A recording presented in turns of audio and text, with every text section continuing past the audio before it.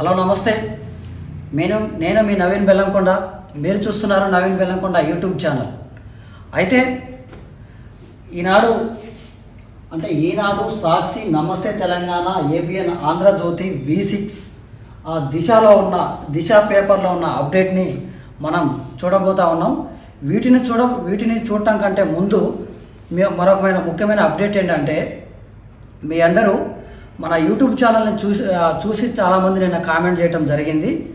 అయితే మేము ఎలా చెప్తున్నాం, మా కంటెంట్ మీకు ఎలా అందుతుంది, సరే అందేవాళ్ళు మంచి కంటెంట్ ఉంటే మాత్రం అందరికీ షేర్ చేయండి, కామెంట్ చేయండి, ఇంకెక్కువ మందితో సబ్స్క్రైబ్ చేసే విధంగా సబ్స్క్రైబ్ చేయించండి.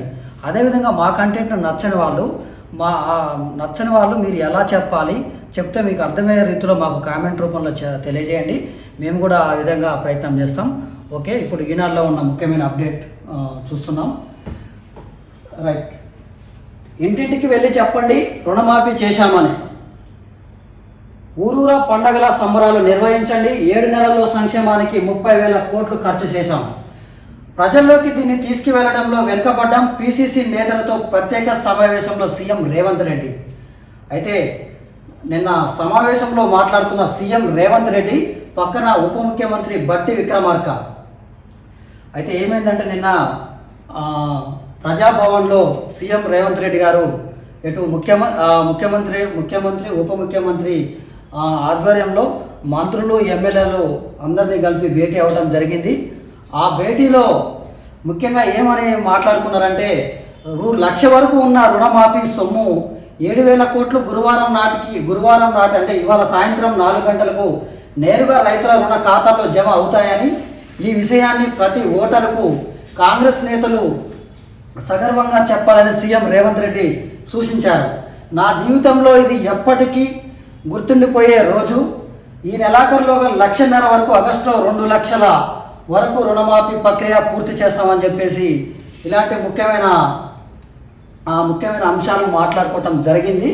అయితే అసలు ఈ 2 లక్షల రుణమాఫీ అనేది ఎప్పుడు చేస్తామని ప్రకటించారంటే, వరంగల్ డిక్లరేషన్ సభలో 2 లక్షల రుణమాఫీ మేము చేస్తాం, మా ప్రభుత్వాన్ని కనుక మీరు మా కాంగ్రెస్ పార్టీని కనుక అధికారంలోకి తీసుకువస్తే ఖచ్చితంగా 2 లక్షల రుణమాఫీని మేము చేస్తామని చెప్పేసి వరంగల్ డిక్లరేషన్ సభలో ప్రకటించారు. సో దాని ద్వారానే ఇవాళ రుణమాఫీని చేయబోతున్నా ఉన్నాం. మొదటి దశ రుణమాఫీని చేయబోతా ఉన్నాం. ఇవాళ సాయంత్రం 4 గంటలకి రైతుల ఖాతాలోకి నేరుగా డబ్బులు అనేవి జమ అవుతున్నాయి. అవి ఎన్నంటే అవి ఎంత అంటే 7,000 కోట్లు అన్నమాట. అయితే వరంగల్ డిక్లరేషన్ ద్వారా రైతులకు 2 లక్షల రుణమాఫీ చేస్తామని రాహుల్ గాంధీ మాట ఇచ్చారు. ఆగస్టు 15లోగా మాఫీ ప్రక్రియను పూర్తి చేస్తామని లోక్సభ ఎన్నికల ప్రచారంలో హామీ ఇచ్చాం. ఈ హామీ అమలు చేస్తే ప్రభుత్వానికి ఆర్థిక ఇబ్బందులు ఎదురవుతాయని నిపుణులు చెప్పారు. రాహుల్ మాట ఇచ్చారంటే అది జరిగి తీరుతుందనే నమ్మకం ప్రజలకు కలిగించడం మా బాధ్యత. అందుకే ఈ విషయంలో వెనక్కి తగ్గలేదు. గతంలో 10 ఏళ్ళు అధికారంలో ఉన్న కేసీఆర్ 28,000 కోట్లు కూడా రుణమాఫీ చేయలేదని సీఎం స్పష్టంగా చెప్పారు. సో అదైపోయింది. ఇంకోటి, గడ్చిరోలి జిల్లాలో భారీ ఎన్కౌంటర్, 12 మంది మావోయిస్టుల మృతి, 2 జవాన్లకు గాయాలు. మావోయిస్టుల కాల్పుల్లో గాయపడ్డ జవాన్ను ఆసుపత్రికి తరలిస్తున్న సహచరులు. అయితే నిన్న మావోయిస్టులకు మరోసారి భారీ ఎదురుదెబ్బ తగిలింది. మహారాష్ట్ర ఛత్తీస్గఢ్ సరిహద్దులో ఉన్న వండోలి అడవుల్లో వారికి పోలీసులకు బుధవారం జరిగిన ఎదురుకాల్పుల్లో 12 మంది మావోయిస్టులు మృతి చెందారు. 2 జవాన్లకు గాయాలు కాగా నాగపూర్కు తరలించారు.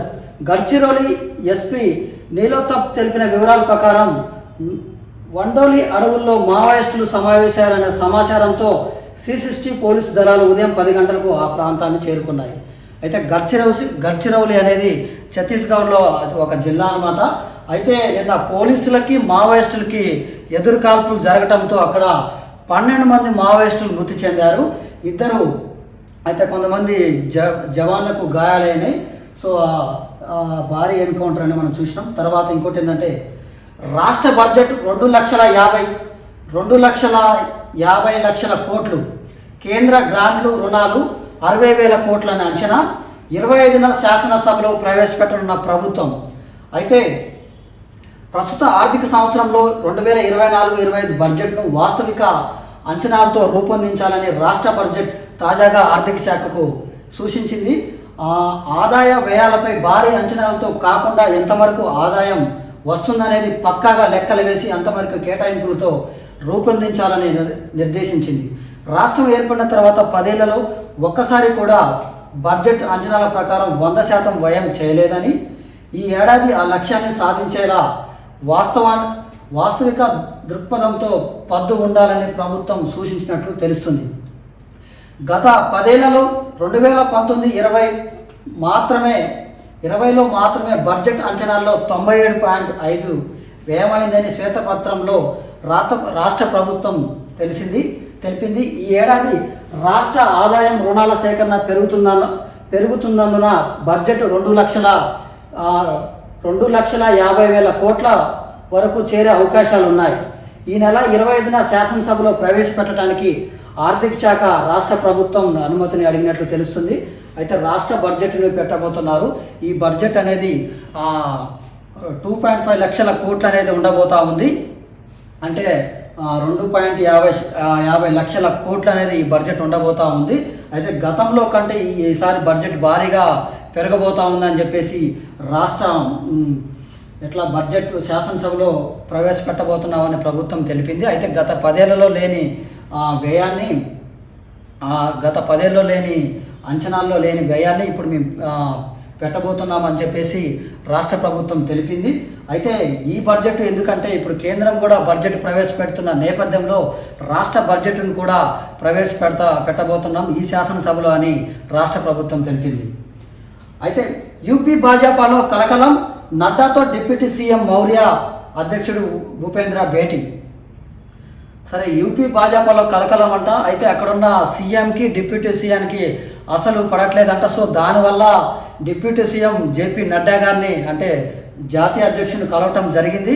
జాతీయ అధ్యక్షుని కలిసి అక్కడ అంటే లోక్సభలో ఆ పార్టీ ఘోర పరాజయాన్ని చవిచూసింది అక్కడ లోక్సభ ఎన్నికల్లో. అయితే ఈ నేపథ్యంలో మరికొన్ని రోజుల్లో అక్కడ అసెంబ్లీ ఎన్నికలు జరగబోతా ఉన్నాయి. ఈ నేపథ్యంలో అక్కడున్న సీఎంకి డిప్యూటీ సీఎంకి పడతలేదు. సో దానివల్ల అక్కడ డిప్యూటీ సీఎం మౌర్య జాతీయ అధ్యక్షుని కలవటం జరిగింది. సో ఏమంటున్నారంటే సీఎంని మార్చండి అని. సో ఇవన్నీ ఎలా జరుగుతున్నాయి అనేది మనం మళ్ళీ దీని గురించి క్లియర్గా చూద్దాం. ఓకే, కర్ణాటకలో ప్రైవేటు ఉద్యోగాలన్నీ కన్నడిగులకే. ఎక్స్లో కర్ణాటక సీఎం కార్పొరేట్ ఐటీ వర్గాల నుంచి విమర్శలు. అయితే నిన్న ఏమనుకున్నారంటే కర్ణాటకలో 75% స్థానికులకే ఉద్యోగాలు కల్పించాలని మంత్రివర్గం నిర్ణయించిందంట. సో నిర్ణయించిన తర్వాత అక్కడ మేనేజ్మెంట్ కోటా, నాన్ మేనేజ్మెంట్ కోటాలు అనమాట. అయితే అక్కడ ఏం జరిగిందంటే అక్కడున్న పరిశ్రమల ఎఫెక్ట్ వల్ల ఈ యొక్క స్థానికులకు 75% రిజర్వేషన్ని మేము వెనక్కి తీసుకోబోతా ఉన్నామని చెప్పేసి రాష్ట్ర ప్రభుత్వం నిర్ణయం తీసుకోబోతుందట. అయితే దీనిపైన చూద్దాం. అయితే ఇదే 75% అసెంబ్లీలో బిల్లు ప్రవేశపెడతారా? ఈ పరిశ్రమల యజమానులకు లొంగి అంటే వాళ్ళు అంటున్నారు అన్నమాట, మీరు కనుక ఈ 75% కనుక రిజర్వేషన్ కనుక అసెంబ్లీలో మీరు కనుక ప్రవేశపెడితే తర్వాత ఇక్కడ ఉన్న పరిశ్రమలు అటు ఏపీకి కానీ కేరళకి కానీ వెళ్తాయి, అక్కడ తెలంగాణకు కానీ వెళ్తాయి. సో దీన్ని ఉద్దేశించి మీరు మాట్లాడండి. ఇదే బిల్లును అన్ని రాష్ట్రాల్లో ప్రవేశపెడితే అక్కడున్న ఉద్యోగులు కూడా అక్కడున్న కన్నడ వాసులు కూడా మీ రాష్ట్రానికి వచ్చే అవకాశాలు ఎక్కువగా ఉన్నాయి. కాబట్టి పరిశ్రమలు దెబ్బతింటే మీ రాష్ట్రానికే దెబ్బ అని చెప్పేసి నిన్న చెప్పడం జరిగింది. సో ఈ 70% రిజర్వేషన్ బిల్లును లోక్సభలో ప్రవేశపెడతారా లేదా అనేది మన శాసనసభలో ప్రవేశపెడతారా లేదా అనేది వేచి చూద్దాం. సో ఇంకోటి ముఖ్యమైన అప్డేట్, వీధి కుక్కల బెడదపై తక్షణ చర్యలు. టోల్ ఫ్రీ నెంబర్ ఏర్పాటు, సీఎం రేవంత్ రెడ్డి ఆదేశం. జవహర్ నగర్లో చిన్నారి మృతి ఘటన కలిసివేసిందని వ్యాఖ్య. కుక్కల దాడిలో బాలుల మృతికి నిరసనగా జవహర్ నగర్ మున్సిపల్ కార్పొరేషన్ కార్యాలయం ఎదుటగా బైఠాయించిన అఖిలపక్ష నాయకులు, స్థానికులు. సో వీధి కుక్కల బెడద అంటే వీధి కుక్కల బెడద దీని గురించి మనం క్లియర్గా చూద్దాం. అయితే వీధి కుక్కల బెడద వల్ల నిన్న జవహర్ నగర్ మున్సిపాలిటీ పరిధిలో ఒక 18 నెలల చిన్నారి మృతి చెందటం అందరికీ కలిసివేసింది. అయితే ఇక్కడ హైదరాబాద్లో వీధి కుక్కల బెడద అనేది ఎలా ఉన్నాయంటే మామూలుగా లేవు. ఎక్కడ చూసినా ఏ వీధి చూసినా కానీ గుంపులుగా ఉంటున్నాయి. కాబట్టి దీనిపైన నిన్న సీఎం గారు స్పందించి దీనిపైన టోల్ ఫ్రీ నెంబర్ ఏర్పాటు చేస్తాం. కాబట్టి దీని గురించి ఒకటి చూద్దాం ఏందనేది. హైదరాబాద్ శివార్లో జవహర్లాల్ నగర్లో వీధి కుక్కల దాడి చేసి బాలుని చంపేసిన దుర్ఘటనపై సీఎం రేవంత్ రెడ్డి ఆవేదన వ్యక్తం చేశారు. ఇలాంటి ఘటనలు పునరావృతం కాకుండా చర్యలు తీసుకోవాలని బుధవారం అధికారులను ఆదేశించారు. ఈ ఘటన నన్ను తీవ్రంగా కలిసివేసింది. వీధి కుక్కల బెడద ఉన్న ప్రాంతాల ప్రజల నుంచి విముక్తి కల్పిస్తామని చెప్పేసి అనటం జరిగింది. సో ఇది ఈనాడులో ఉన్న అంశాలు. ఇంకోటి ఏంటంటే ఐఐటీలు, ఎన్ఐటీలు, ట్రిపుల్ ఐటీలు మిగిలిన సీట్లకు 26 నుంచి కౌన్సిలింగ్. అయితే దేశవ్యాప్తంగా ఐఐటీలు, ఎన్ఐటీలు, ట్రిపుల్ ఐటీలో బీటెక్ సీట్ల భర్తీకి బుధవారం చివరి విడత అయిన 5వ రౌండ్ సీట్లను కేటాయించడంతో జోసా కౌన్సిలింగ్ దాదాపు ముగిసింది. సీట్లు పొందిన వారు వాటిని రద్దు చేసుకోవడానికి ఈ నెల 22 వరకు గడువు ఉంది. జోసా కౌన్సిలింగ్ తర్వాత ఎన్ఐటీలు, ట్రిపుల్ ఐటీలు కేంద్ర ప్రభుత్వ ఆర్థిక సహకారంతో నడిచే సాంకేతిక విద్యా సంస్థల్లో మిగిలిపోయిన సీట్లకు సెంట్రల్ సీట్ అలొకేషన్ బోర్డు సీశాట్ పేరిట 2 విడతలుగా ప్రత్యేక విడత కౌన్సిలింగ్ నిర్వహిస్తారు. అయితే బీటెక్లో మాదిరిగానే ఎక్కడ అంటే అడ్వాన్స్ మెయిన్స్లో మాదిరిగా ఎగ్జామ్స్ రాసిన విద్యార్థులకు ఈ నెల 26 నుంచి కౌన్సిలింగ్ అనేది ఉండబోతా ఉంది. ఆ కౌన్సిలింగ్లో ఏంటంటే ఐఐటి, ఎన్ఐటి, ట్రిపుల్ ఐటీలో అవకాశం కల్పించడానికి ఇది సీశాట్ అనే పేరుతో 2 విడతలుగా కౌన్సిలింగ్ అనేది ఉండబోతా ఉంది. ఈ కౌన్సిలింగ్లో ముఖ్యంగా ఐఐటి కానీ, ఎన్ఐటి కానీ, ట్రిపుల్ ఐటీ పిల్లలు పాల్గొని వారు ఎన్ఐటి, ఐఐటి, ట్రిపుల్ ఐటీలో చదువుకునే అవకాశం ఉంటుంది. కాబట్టి ఇదొక అప్డేట్. తర్వాత సెబాస్ డాక్టర్ వాగులు దాటుతున్న డిఎంహెచ్ఓ అప్పయ్య వైద్య సిబ్బంది కొండలు వెక్కి వాగులు దాటి ఆదివాసులకు వైద్య సేవలు ఆదర్శంగా ములుగు జిల్లా వైద్యాధికారి అప్పయ్య. ఈయన డాక్టరు, నర్సు కాదండి. ఈయన స్వయంగా డిఎంహెచ్ఓ అంటే ఒక జిల్లా వైద్యాధికారి. అయితే ఆయన కూడా ములుగు జిల్లాకి చెందిన వ్యక్తి. ఆయన కూడా గిరిజనుడు. అయితే ఆ గిరిజన బాధలు ఎలా ఉంటాయి, ఆ గిరిజనులకు వైద్యం అందకపోతే వారు ఎలా చనిపోతారు, ఆ గిరిజనులకు మొత్తం తెలిసినవారు కాబట్టి ఆయన కొండలెక్కి వాగులు దాటి ఆదివాసులకి వైద్య సేవలు అందించిండు అనమాట. అయితే ఆయన స్వయాన గిరిజనుడు. వర్షాకాలంలో వైద్య సేవలు అందక గిరిజనులు పడే కష్టాలు, ఆ గాలిలో దీపాల్లో ఆరిపోయే ప్రాణాలు ఆయనకి గుండె కోత మిగిలేచేవి. ఆ పరిస్థితుల్లో మార్పు తేవాలని లక్ష్యంతో కష్టపడి చదివి వైద్యుడు అయ్యారు. జిల్లా వైద్యాధికారిగా పదోన్నతి పొందారు. ఆయన తన మూలాలను మర్చిపోలేదు. ఇప్పటికీ తానే స్వయంగా కిలోమీటర్ల కొద్దీ అడవుల్లో నడిచి వెళ్ళి గిరిజనులకు వైద్య సేవలు అందిస్తున్నారు. ఆయన ములుగు జిల్లా వైద్యాధికారి డాక్టర్ అల్లెం అప్పయ్య. మంగళవారం ములుగు జిల్లాలో వాజేడు మండల కేంద్రానికి 16 కిలోమీటర్ల దూరంలో ఉన్న పెనుగోలు గ్రామానికి సిబ్బందితో కలిసి ఇలా వాగులు దాటి వెళ్ళి అందించారు. ఇలా ఉండాలి సెబాస్ డాక్టర్ అంటే. ఎందుకంటే ఈయన నిజంగా ఈయనకు మనం ఎన్ని ఇచ్చినా, ఈ ప్రభుత్వం ఈయనకి ఎన్ని అవార్డులు ఇచ్చినా, ఎంత జీతం ఇచ్చినా తక్కువే. ఎందుకంటే 16 కిలోమీటర్లు దాటి ఎట్లా ఉంటాయంటే కొండలు, గుట్టలు అన్నీ అక్కడ ఆ వాగులు దాటుకుంటూ కూడా వెళ్ళి అక్కడ గిరిజనులకు వైద్య సేవలు అంటే ఈయన అధికారుడు అనమాట. అంటే డిఎంహెచ్ఓ అధికారి. ఆయన కూడా స్వయంగా వాళ్ళ సిబ్బందిని తీసుకొని పోయి వైద్య సేవలు అందిస్తుండు. కాబట్టి ఇలాంటి డాక్టర్కి మనం అందరం అభినందించాలి. ఓకే, ఇంకొక సరే ఇది ఈనాడు పేపర్లో ఉంది. సో ఇంకా సాక్షి పేపర్లో ఎలాంటి అప్డేట్లు ఉన్నాయో చూద్దాం. ఈ దశాబ్దపు అతిపెద్ద వేడుక రైతన్నలకు రుణమాఫీ పండుగ అనేటు మెయిన్ పేపర్లో ఉంది. తర్వాత చూద్దాం. సరే, మాఫీ లెక్క మారిందా? మాఫీ పొందే రైతుల సంఖ్య, నిధులు తగ్గటంపై సందేహాలు. తొలి విడత రుణమాఫీపై కాంగ్రెస్ సర్కార్ ప్రకటనతో గందరగోళం. గత బీఆర్ఎస్ సర్కార్ లక్షలోపు రుణాల మాఫీకి లెక్కేసిన మొత్తం 11,198 కోట్లు. అప్పుడు ఇదే లక్షలోపు రుణాల మాఫీకి సర్కార్ చెప్తున్న సొమ్ము 7,000 కోట్లే. నాటితో లెక్కేస్తే 3వ వంతే ఉండటం ఏమిటన్న రైతు సంఘాల నేతలు. ఇంత తగ్గడానికి కారణం ఏమిటో స్పష్టత ఇవ్వని వ్యవసాయ శాఖ. నిజానికి గత 5 ఏళ్లలో పెరిగిన పంట రుణాలు బ్యాంకర్ల సమితి పేర్కొన్న ప్రకారం ఈ ఏడాది మార్చి చివరికి పంట రుణాల మొత్తం ఏకంగా 64,940 కోట్లు. గత ఏడాది డిసెంబర్ 9న మాఫీకి కటాఫ్ తీసుకున్న సర్కార్ మాఫీకి అవసరమైన మొత్తం 31,000 కోట్లని వాదన. అయితే చూద్దాం, రుణమాఫీలో రోల్ మోడల్ కావాలి. కాంగ్రెస్ సమావేశంలో సీఎం రేవంత్ నేడే 1,00,000 రుణమాఫీ ట్రయల్ రన్ నిర్వహించిన అధికారులు. అయితే ఏమంటారంటే ఇక్కడ రుణమాఫీ విషయంలో మళ్ళా గందరగోళం ఉందని చెప్పేసి సాక్షి పేపర్లో రాసిర్రు. ఏంటంటే గత సర్కార్ 1,00,000 రూపు రుణమాఫీలో 19,000 కోట్లు ఉంటే ఇప్పుడు 7,000 కోట్లే 1,00,000 రుణమాఫీ అవ్వటం ఏందని చెప్పేసి అటు రైతు సంఘ నాయకులు కానీ బీఆర్ఎస్ నాయకులు కానీ ఇక్కడ విమర్శిస్తూ ఉన్నారు. అయితే మేము గతంలో అయితే ఇప్పుడు నిన్న జరిగిన సమీక్షా సమావేశంలో అయితే ఏం జరిగిందంటే గతంలో బీఆర్ఎస్ ప్రభుత్వం 2018లో రుణమాఫీ చేస్తే ఆ రుణమాఫీలో 28,000 కోట్లే చేస్తే మేము ఇప్పుడు 31,000 కోట్ల రుణమాఫీ మేము చేయబోతా ఉన్నామని చెప్పేసి సీఎం గారు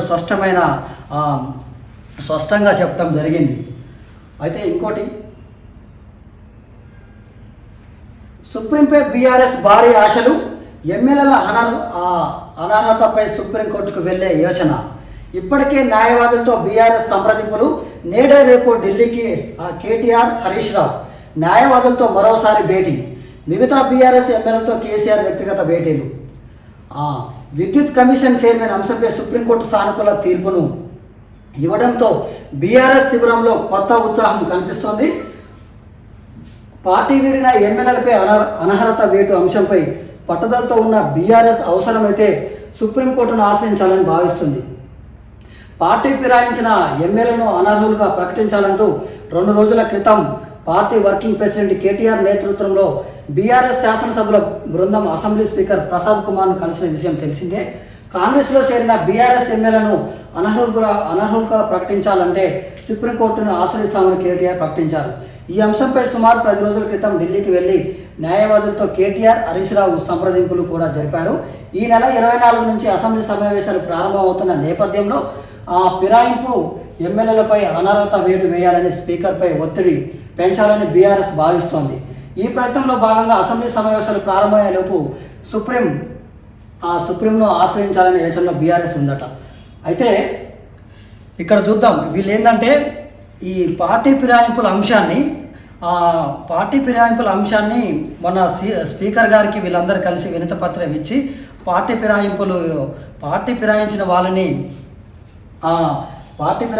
వాళ్ళని ఆ పదవిలోంచి తీసేయాలని చెప్పేసి వీరు స్పీకర్ని కలవటం జరిగింది. అయితే దీనిపైన స్పీకర్ గారు ఎలాంటి నిర్ణయం తీసుకుంటారు అనేది వేచి చూద్దాం. అయితే దీనిపైన సుప్రీంకోర్టును ఆశ్రయిస్తారట. పార్టీ ఫిరాయించిన వాళ్ళని ఖచ్చితంగా రాజీనామా చేపిస్తాం, మళ్ళీ అదే సీట్లో మేము బీఆర్ఎస్ మళ్ళీ పోటీ చేసి మళ్ళీ గెలుస్తాం అని వీళ్ళు ఎవరు హరీష్ రావు కానీ కేటీఆర్ కానీ సుప్రీంకోర్టును కలిసే యోచనలో ఉన్నట్లు చూస్తా ఉన్నాం. అయితే గతంలో వీళ్ళు 10 ఏళ్ళు అధికారంలో ఉన్నారు కదా, వీళ్ళు కాంగ్రెస్ పార్టీ ఎమ్మెల్యేని వీళ్ళు కూడా చేర్పించుకున్నారు. మరి అప్పుడు వాళ్ళకో న్యాయం వీళ్ళకో న్యాయమా? సరే చూద్దాం ఏం చేద్దామో. సుప్రీంకోర్టును ఆశ్రయిస్తే ఏం జరిగిద్దో మనం చూద్దాం. తర్వాత 11,000 కోట్లు రావాలి, ప్రాజెక్టులకు ఆ మేరకు నిధులు అవసరం. ఆర్థిక శాఖను కోరనున్న మంత్రి ఉత్తమ్. ఈ ఏడాది పూర్తయ్యే ప్రాజెక్టులు ఏ కేటగిరీలో? ఇచ్చంపల్లి వద్ద ప్రాజెక్టుపై అసెంబ్లీలో చర్చించి నిర్ణయం. సరే, ఇప్పుడు నీటిపారుదల శాఖ విషయంలో ప్రాజెక్టులు అనేది 11,000 కోట్లు కావాలి అంట. ప్రాజెక్టులను ABCD అనే కేటగిరీలో విభజించారు. ముందుగా ఏ కేటగిరీలో 2 ప్రాజెక్టులని నిర్మించబోతా ఉన్నారు. అయితే ఖర్చు తక్కువ, నాణ్యత ఎక్కువగా ఈ ప్రాజెక్టును మేము కట్టబోతా ఉన్నాం. అయితే ముఖ్యంగా ఈ ప్రాజెక్టులన్నీ పూర్తి కావాలంటే 11,000 కోట్లు కావాలని చెప్పేసి నీటిపారుదల శాఖ మంత్రి ఉత్తమ్ కుమార్ రెడ్డి నిన్న ప్రాజెక్టులో సమీక్ష సమావేశం నిర్వహించి ఆర్థిక శాఖను కోరుతామని చెప్పారు. సరే, ఇంకోటి ఏంటంటే నేటి నుంచే డిఎస్సి 11,062 టీచర్ పోస్టులకు పరీక్ష తొలిసారిగా ఆన్లైన్లో. రోజుకు 2 షిఫ్టుల్లో ఆగస్టు 5 వరకు నిర్వహణ. 6 ఏళ్ల తర్వాత ఉపాధ్యాయ నియామక పరీక్ష జరుగుతూ ఉంది. అంటే డిఎస్సి పరీక్ష జరగక సుమారు 6 ఏళ్ళు అవుతుంది. అయితే 6 ఏళ్ల తర్వాత ఇప్పుడు మళ్ళా ఇవాళ నుంచి డిఎస్సి పరీక్ష జరుగుతూ ఉంది. ఇప్పుడు సిబిటి ద్వారా అంటే కంప్యూటర్లో ఆన్లైన్ విధానంలో ఈ పరీక్ష జరగబోతూ ఉంది. అయితే రోజుకు 2 షిఫ్ట్ల విధానంలో పరీక్ష జరగబోతూ ఉంది. పోస్టుల సంఖ్య వచ్చేసి మొత్తం 11,062 పోస్టులు ఉన్నాయన్నమాట. ఈ పోస్టులకి మొత్తం 2,79,000 మంది 2,79,000 మంది పోటీ పడుతూ ఉన్నారు. అయితే డిఎస్సి పరీక్ష రాసే అభ్యర్థులకు ఆల్ ది బెస్ట్. అయితే ఈ పరీక్ష కేంద్రాలు 56 ఉన్నాయన్నమాట. అన్ని చోట్ల సీసీ కెమెరాలు నిఘా పెట్టడం జరిగింది. అయితే బయోమెట్రిక్ కూడా తీసుకుంటామని చెప్పేసి అధికారులు స్పష్టంగా ఇచ్చారు. ఇంకోటి ఏంటంటే 8,600 మంది కొత్త టీచర్లు, వచ్చే వారంలో గురుకులాల్లో చేరనున్న ఉపాధ్యాయులు, 2 రోజుల వెబ్ కౌన్సిలింగ్, ఆన్లైన్లో ఆప్షన్ల ఎంపిక, సబ్జెక్టుల వారీగా షెడ్యూల్. అయితే ఇప్పుడు 8,600 మంది కొత్త టీచర్లు గురుకులాకి రాబోతూ ఉన్నారు. వీళ్ళకి మొన్నటి వరకు నియామక పత్రాలు ఇచ్చారే తప్ప ఇంకా వీళ్ళకి పోస్టింగ్లు అనేది ఇవ్వలేదు. అయితే వీళ్ళకి పోస్టింగ్లు ఇవ్వడంలో ముఖ్యంగా ఏం జరుగుతుందంటే గురుకుల విద్యా సంస్థలు కొత్త టీచర్లు కలకల్లానున్నాయి. వచ్చే వారంలో ఏకంగా 8,600 మంది విధుల్లో చేరనున్నారు. ఇప్పటికే వీరంతా నియామక పత్రాలు అందుకొని దాదాపు 4 నెలలు కావస్తుంది. లోక్సభ ఎన్నికల నేపథ్యంలో పోస్టింగ్ ప్రక్రియలో తీవ్ర జాప్యం జరిగిన ప్రస్తుతం ధ్రువపత్రాల పరిశీలన ప్రక్రియను అన్ని గురుకుల సొసైటీలు పూర్తి చేశాయి. అయితే ఈ బదిలీల ప్రక్రియ పూర్తి కాగానే వీళ్ళని విధుల్లోకి తీసుకుంటామని చెప్పేసి అధికారులు స్పష్టం చేశారు. సో ఇంకోటి అప్డేట్ ఏంటంటే గాయపడిన భద్రతాధికారిని ఆసుపత్రికి తరలిస్తున్న దృశ్యం. గడ్చిరోలి జిల్లాలో భారీ ఎన్కౌంటర్, 12 మంది మావోయిస్టుల మృతుల్లో మావోయిస్ట్ పార్టీ డివిజనల్ కమిటీ సభ్యుడు ఆత్రం లక్ష్మణ్, ఎదురు కాల్పులో ఒక ఎస్ఐ, ఒక జవాన్ గాయాలు. ఇంకోటి ఏంటంటే గూండారాజ్ రాజకీయ కక్షతో ఏపీలోని పల్నాడులో నడి రోడ్డుపై వైఎస్ఆర్సీపీ కార్యకర్త దారుణ హత్య. వినుకొండలో కొబ్బరి బొండాల కత్తితో మాటు వేసి విచక్షణ రహితంగా దాడి. నిందితుడు పట్టణ తెలుగు యువత నేత తమ్ముడు. 100 మంది జన సందేహం సమక్షంలో పాశవిక ఘటన. బందోబస్తు వీధుల్లో భారీగా పోలీసులు. స్వయంగా ఎస్పీ పర్యవేక్షణ, పూర్తి విచారణ చేయకుండా వ్యక్తిగత కక్షలే కారణమని ప్రకటించిన కొత్త ఎస్పీ అట.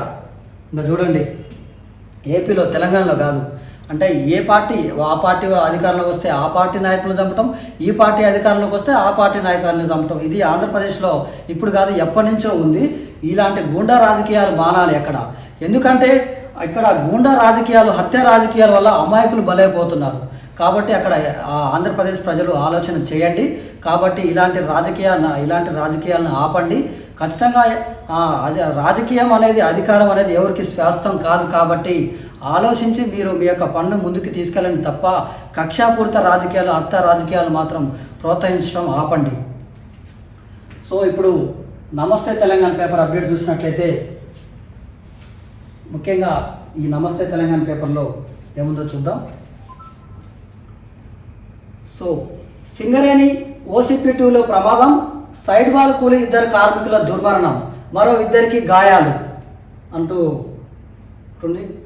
కుట్రదారులకు చెంప చెట్టు. రాజకీయాల్లో కక్ష సాధింపులకు చోటు లేదు. పాలన వదిలేసిన కాంగ్రెస్ ప్రతీకారంపైన దృష్టి. ఇకనైనా బుద్ధి తెచ్చుకొని సమస్యను పరిష్కరించాలి. తీరు మార్చుకోకుంటే ప్రజాక్షేత్రంలోనూ ఇదే తీర్పు. సుప్రీం తీర్పుపై బీఆర్ఎస్ నేత కె తారక రామారావు. అయితే సుప్రీం తీర్పుపై బీఆర్ఎస్ నేత ఏమంటే, ఏం తీర్పు అంటే ఇది విద్యుత్ కొనుగోళ్లకు సంబంధించిన కేసీఆర్ భద్రం చేసేందుకు ప్రభుత్వం చేసిన ప్రయత్నాన్ని సుప్రీంకోర్టు తప్పుపట్టిందని బీఆర్ఎస్ వర్కింగ్ ప్రెసిడెంట్ కేటీఆర్ పేర్కొన్నారు. కేసీఆర్ మీద కాంగ్రెస్ అధికార దుర్వినియోగంపై సుప్రీంకోర్టు చెప్పు లాంటి తీర్పు ఇచ్చిందని తెలిపారు. రాజకీయాల్లో కక్ష సాధింపు, ప్రతీకారాలకు చోటు ఉండకూడదని బుధవారం ఆయన విడుదల చేసిన ప్రకటనలో పేర్కొన్నారు. దురదృష్టవత్తు కాంగ్రెస్ పార్టీ అధికారంలోకి వచ్చినప్పటి నుంచి పాలన గాలికి వదిలేసి రాజకీయ కక్షలు, ప్రతీకార చర్యలపైన ఎక్కువ దృష్టి సారించిందని విమర్శించారు. సరే, ఏంటంటే విద్యుత్ కమిషన్ మీద కాంగ్రెస్ ప్రభుత్వం అధికారంలోకి రాగానే ఒక కమిటీని ఏర్పాటు చేసింది. ఆ కమిటీకి జస్టిస్ నరసింహారెడ్డి చైర్మన్గా నియమించింది. అయితే ఈ చైర్మన్ అనేది విద్యుత్ అంటే ఎట్లాంటి ఈ విద్యుత్ కమిషన్ గురించి, ఈ విద్యుత్తులో ఛత్తీస్గఢ్ నుంచి విద్యుత్ కొనలో అవకతవకలు జరిగాయని చెప్పేసి వారు ఒక ప్రెస్ మీట్ పెట్టారనమాట. అయితే ప్రెస్ మీట్ పెట్టడం వల్ల కేసీఆర్ దానిపైన సుప్రీంకోర్టును ఆశ్రయించడం జరిగింది. అయితే ఆశ్రయిస్తే సుప్రీంకోర్టు ఏమని తీర్పిచ్చిందంటే అక్కడ జస్టిస్ ప్రధాన న్యాయమూర్తి గారు వారికి కొంతమంది కమిటీ సభ్యులతో కలిసి ఏమని తీర్పిచ్చారంటే విద్యుత్ శాఖ కమిషన్ని తొలగించండి, ఎందుకంటే అది వ్యక్తికి భంగం కలిగించే అంశం కాబట్టి దానిపైన కొత్త వ్యక్తిని నియమించుకోండి విద్యుత్ కమిషన్కి అని చెప్పి ఒక తీర్పు రావటం జరిగింది. అయితే ఈ తీర్పు అనేది మాకే అనుకూలంగా వచ్చిందని చెప్పేసి బీఆర్ఎస్ నాయకులు అనుకుంటా ఉన్నారు. సరే చూద్దాం, మరి వేసి చూద్దాం మరి ఈ తీర్పుపై ఈ విద్యుత్ శాఖ కమిషన్ త్వరలో వారి యొక్క శ్వేతపత్రం విడుదల చేయబోతా ఉంది. ఆ శ్వేతపత్రంలో దోషులు ఎవరు నిర్దోషులు ఎవరు తేలబోతా ఉన్నాయి. సరే అప్పటి వరకు వేచి చూద్దాం. ఇంకోటి ఏంటంటే జన్మలో కాంగ్రెస్కు ఓటేయం, రేవంత్ ఖబర్దార్, మీ పార్టీ పత్రం మొదలైంది, స్థానిక ఎన్నికల్లో అడుగడుగునా అడ్డుపడతాం నిరుద్యోగులట, ఆత్మసాక్షిగా చెప్తున్నాం, ఇందుకోసం ఎంతకైనా తెగిస్తాం, డిఎస్సి పరీక్ష వాయిదా వేస్తే ప్రభుత్వానికి వచ్చే నష్టమేముంది, స్టూడెంట్స్తో పెట్టుకుంటే ఏమవుతుందో త్వరలోనే తెలుస్తుంది, బహిరంగ లేఖలో తెలంగాణ డిఎస్సి అభ్యర్థులు హైదరాబాద్లో విడుదల, కాంగ్రెస్కు వ్యతిరేకంగా ప్రతిజ్ఞ చేసిరట. సరే చూద్దాం. అభ్యర్థుల డిమాండ్పై తర్జన భర్జన, గ్రూప్ 2, 3 పరీక్షల వాయిదా, అదనపు పోస్టులపై తేల్చిన సర్కార్, నిరుద్యోగులతో కొలిక్కిరాని చర్చలు, విభజించి వేరువేరు హామీలు, నిరుద్యోగుల్లో భిన్నాభిప్రాయాలు కొనసాగుతున్న పోరు. సరే, ఒకవైపు నిరుద్యోగులు ఇలా చెప్తున్నారు, ఒకవైపు మలవులాగా ఉంది. అయితే 6 ఏళ్ల తర్వాత డిఎస్సి పరీక్ష జరుగుతుంది, నిరుద్యోగులు దీన్ని ఉపయోగించుకోవాలి. అంటే నిరుద్యోగులు ఏమంటున్నారు అంటే అటు డిఎస్సి పరీక్ష కానీ ఇటు గ్రూప్ 2 పరీక్ష కానీ, ఇటు డిఎస్సి పరీక్ష అయిపోగానే గ్రూప్ 2, 3 పోస్టులు పరీక్షలు మొదలవుతూ ఉన్నాయి. కాబట్టి పరీక్షకు మధ్యలో గ్యాప్ ఉండటం లేదు. అదేవిధంగా గ్రూప్ 2 పోస్టులను కానీ గ్రూప్ 3 పోస్టులు అనుకుని అదనంగా పెంచాలని చెప్పేసి గత నెల రోజుల నుంచి నిరుద్యోగులు అనేవారు రోడ్ల మీదకి ఎక్కి ఆందోళన చేస్తున్నారు. అయితే ఈ ప్రభుత్వం పట్టించుకోవట్లేదని చెప్పేసి నిరుద్యోగులు వాపోతూ ఉన్నారు. ఈ ప్రభుత్వం డిఎస్సిని వాయిదా వేయకుండా ఇవాళ నుంచి డిఎస్సి పరీక్షను నిర్వహిస్తుంది.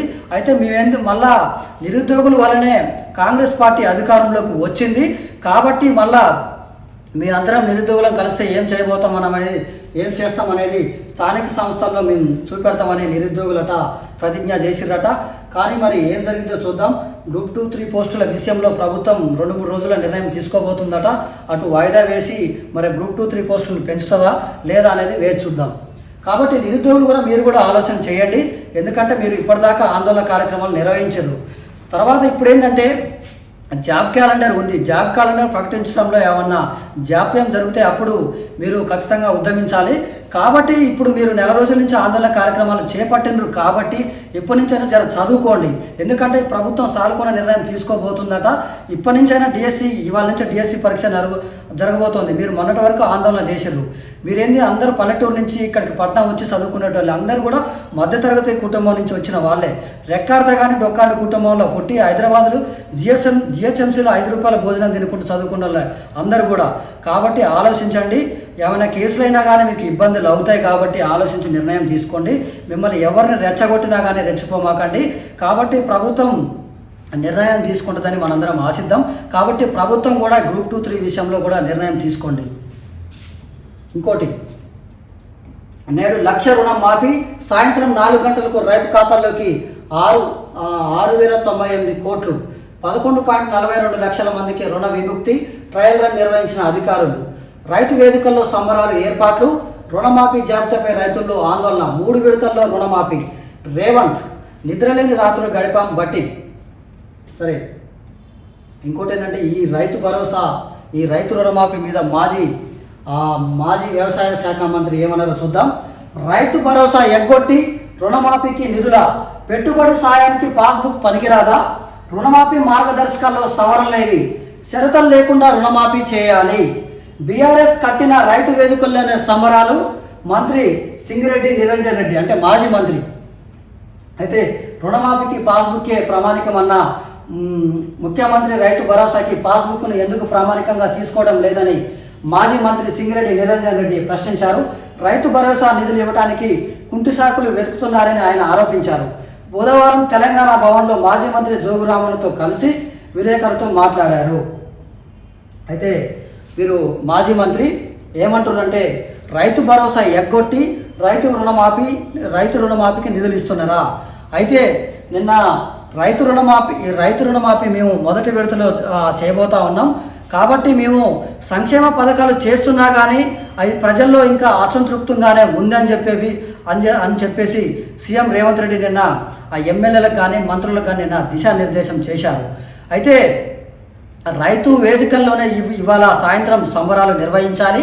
కాబట్టి మనం చేసే సంక్షేమాలు ఊరు వారన సంబరాలు జరుపుకోవాలి, రైతు వేదికల్లో సంబరాలు జరుపుకోవాలని నిన్న సీఎం రేవంత్ రెడ్డి గారు ఆదేశించారు. అయితే ఈ మాజీ మంత్రి సింగిరెడ్డి నిరంజన్ రెడ్డి ఏమంటారంటే ఆ రైతు వేదికలు మేము ఆనాడు కట్టినాం, అయితే మీరు వ్యతిరేకించరు ఆ రైతు వేదికలు కట్టేటప్పుడు, మీరు అదే రైతు వేదికల్లో ఇవాళ సంబరాలు జరుపుకుంటా ఉన్నారు, హాస్యాస్పదంగా ఉందని చెప్పేసి మాజీ మంత్రి నిరంజన్ రెడ్డి చెప్పడం జరిగింది.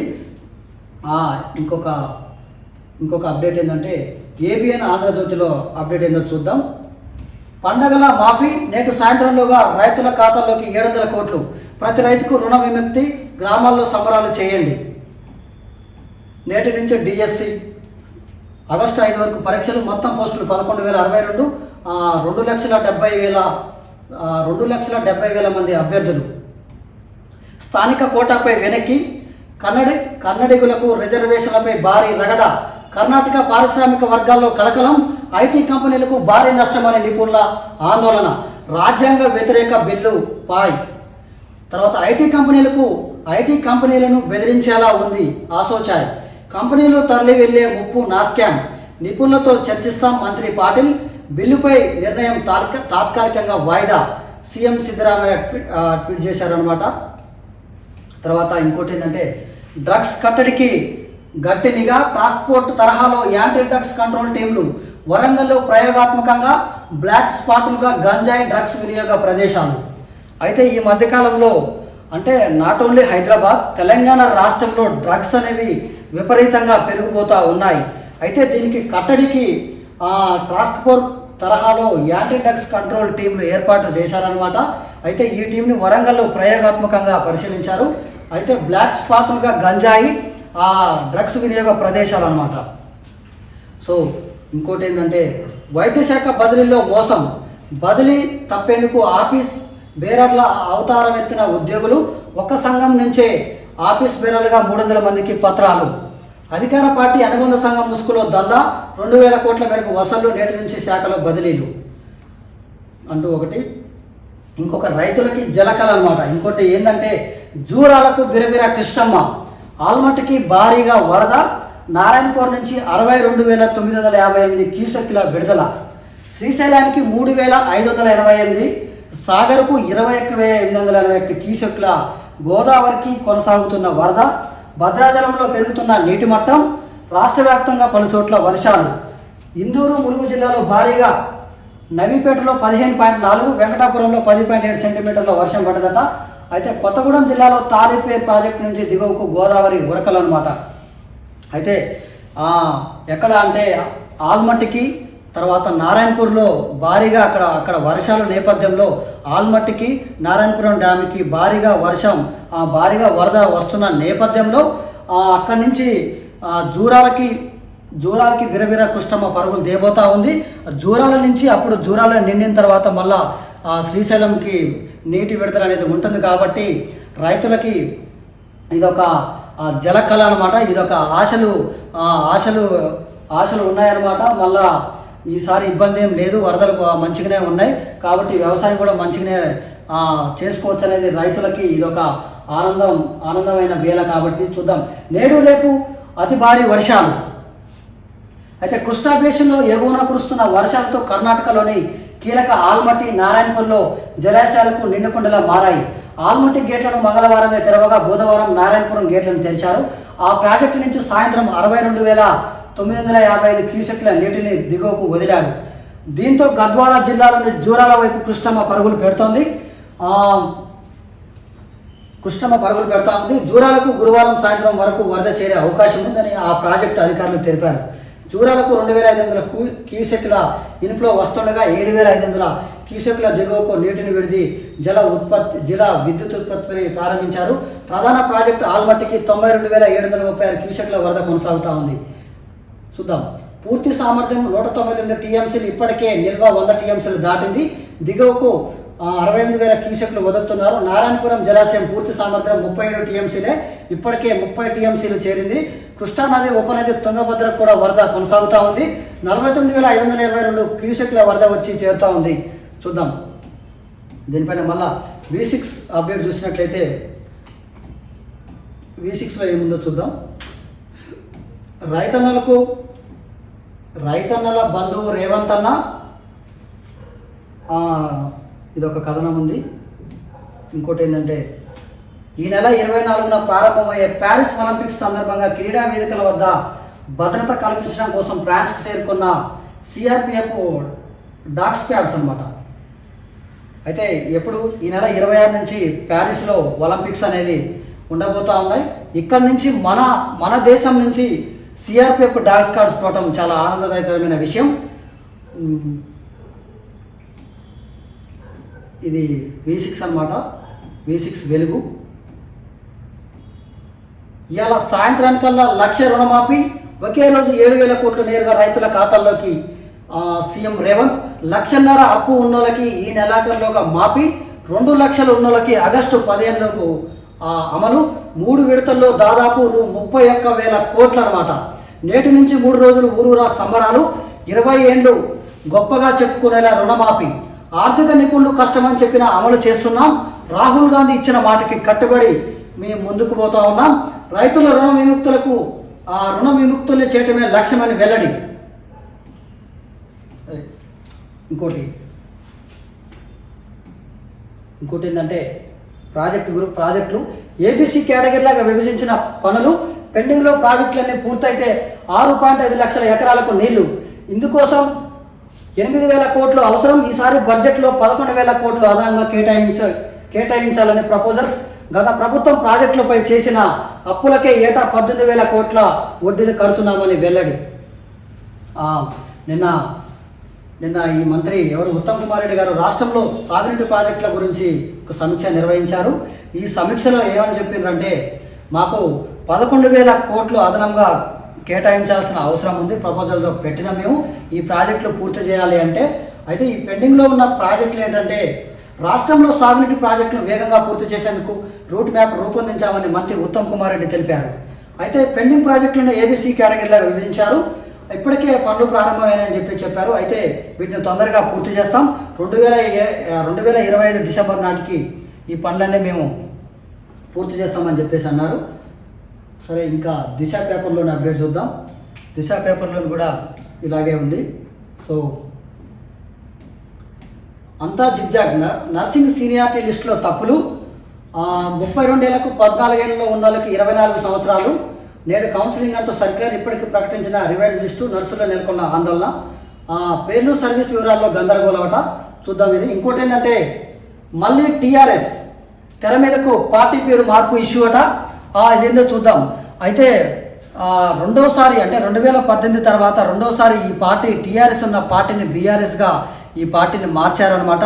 అయితే ఈ బీఆర్ఎస్ పార్టీ మళ్ళీ టీఆర్ఎస్గా మారబోతా ఉందని చెప్పేసి, ఎందుకంటే నిన్న జరిగిన ఒక మీటింగ్లో ఈ టీఆర్ఎస్ కండా వేసుకున్నారు హరీష్ రావు. సో దీనివల్ల మళ్ళా మేము బీఆర్ఎస్ పార్టీ టీఆర్ఎస్ పార్టీ మారబోతా ఉందని చెప్పేసి గులాబీ లీడర్లు ఉచితంగా చర్చలు జరుగుతూ ఉన్నాయట. చూద్దాం మరి దీనికి ఏం జరుగుతుందో. మరి హరీష్ రావు మెడలో కండవ ప్రత్యక్షంగా కనపడదట. ఇది మొన్నటి వరకు ఇది బీఆర్ఎస్ కండవ ఉండే, ఇప్పుడు టీఆర్ఎస్ కండవ వేసుకున్నాడట. సరే చూద్దాం దీనిపైన ఏం జరుగుతుందో. మళ్ళా బీఆర్ఎస్ పార్టీ టీఆర్ఎస్గా మారబోతా ఉందో. ఎందుకంటే బీఆర్ఎస్ కంటే టీఆర్ఎస్నే ఎక్కువ ఆదరించారు జనాలు. ఎందుకంటే ఉద్యమంలో నుంచి కూడా టీఆర్ఎస్ అంటే తెలంగాణ రాష్ట్ర సమితి పేరుతోనే ఉద్యమాలు చేసిరు, జనాల్లోకి వెళ్ళిపోయారు. అయితే దీన్ని సడన్గా భారత రాష్ట్ర సమితి మారటం వల్ల జనాల్లో కొంత అసంతృప్తి కూడా ఉందట. దీని గురించి కూడా మళ్ళీ ఏం జరిగిందో చూద్దాం. ఇంకోటి నేడు డిఎస్సి అంటూ ఒకటి ఉంది. విద్యుత్ కమిషన్కు కొత్త హెడ్ ఎవరో చూద్దాం. అంటే విద్యుత్ కమిషన్ నరసింహారెడ్డి స్థానంలో సమర్థుల కోసం వేట. ఎంపిక ప్రక్రియలో ఏఐసిసి లీడర్ల ప్రయత్నం అట. నాన్ తెలుగు జడ్జి ఉంటారని ఊహాగానాలట. చూద్దాం దీనిపైన మళ్ళా విద్యుత్ కమిషన్కి కొత్త జడ్జి ఎవరు వస్తారో. సరే, ఈనాడు అప్డేట్లు అనేది మనం అన్నీ చూసినాం. అయితే ముఖ్యంగా కొన్ని అప్డేట్లు అనేది మళ్ళా మనం ఎలా అంటే ఈ యొక్క అప్డేట్ ఓన్లీ మనం పేపర్ అనేది కేవలం పేపర్లో ఉన్న అంశాలని అప్డేట్లు మాత్రమే చూసినాం. మళ్ళీ వాటి గురించి వివరించి మళ్ళీ ఒక వీడియో చేస్తాం మేము.